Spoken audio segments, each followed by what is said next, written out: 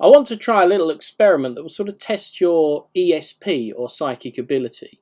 If you're into this kind of thing, you might have heard of Dr. Ryan, who was the doctor who invented the ESP testing cards, and he kind of made regulated tests for psychic ability.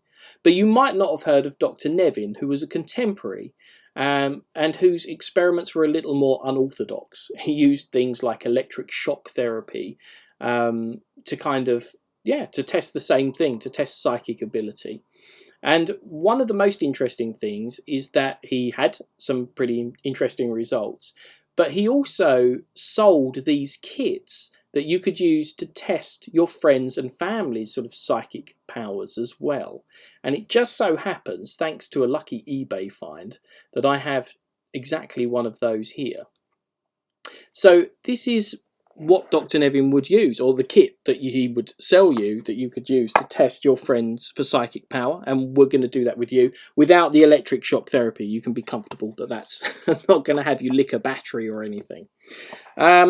So basically, this was the kit that he sold. There was a little case, and inside, and we're lucky to have one in such good condition here, is a set of testing cards, which I'll show you in a moment, and also his business card. And the idea was that if your friend turned out to be particularly have a particularly strong sort of psychic sense, you could contact him and give your results.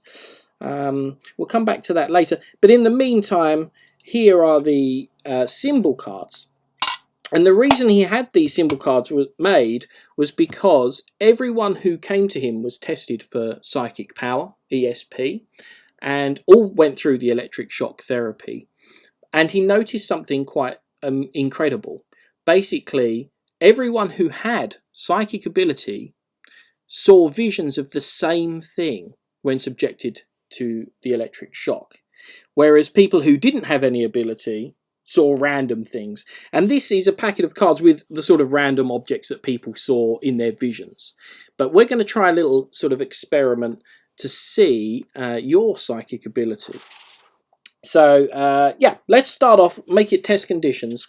I'm going to give the cards a little mix up like this, just so that I can be confident that you don't know where any of the cards are before we start.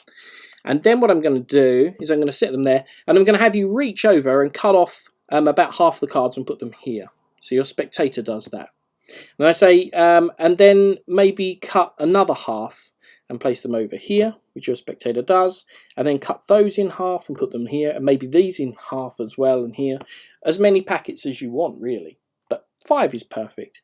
And then I'm going to have you stack them back up, but in any order you like. And that's the important part. Let your intuition guide you. And your spectator might do, let's say, that. And that has all been completely fair and free, and you might think that chance has led you to one particular place, but I'd like to think it's intuition, and we're going to check that now.